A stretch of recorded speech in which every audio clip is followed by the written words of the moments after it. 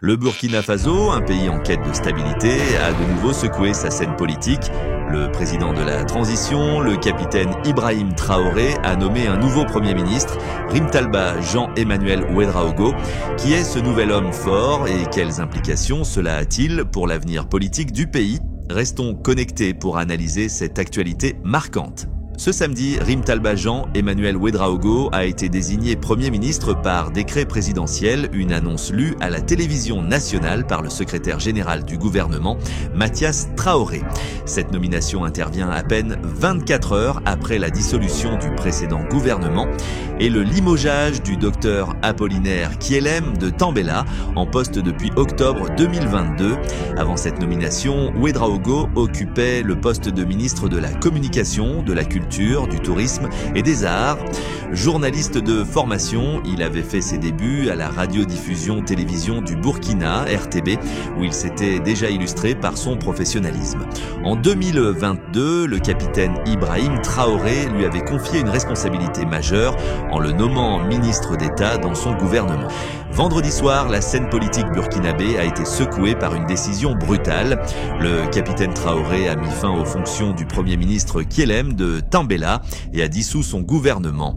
Pourtant, aucune justification officielle n'a été avancée, un silence qui suscite de nombreuses spéculations.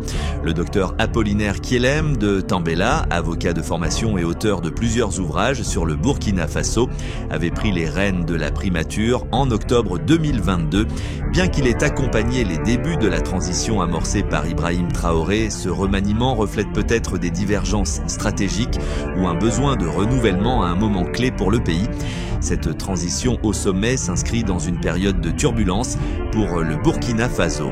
En seulement 3 ans, le pays a connu 2 coups d'État successifs.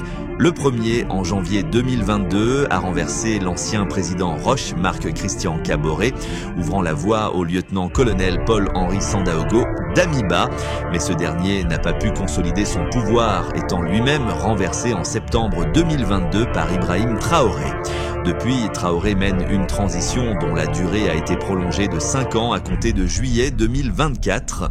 Cependant, la pression interne et internationale reste forte, notamment face à la crise sécuritaire provoquée par les groupes armés dans la région. Avec la nomination de Rimtalba Jean-Emmanuel Ouédraogo, le capitaine Ibrahim Traoré semble chercher un nouvel élan pour sa transition politique. Cette décision reflète-t-elle un changement de stratégie ou une réponse à des défis internes? Une chose est sûre, le Burkina Faso continue de naviguer dans des eaux troubles. Restez connectés à Africa Bévi pour suivre l'évolution de cette situation complexe.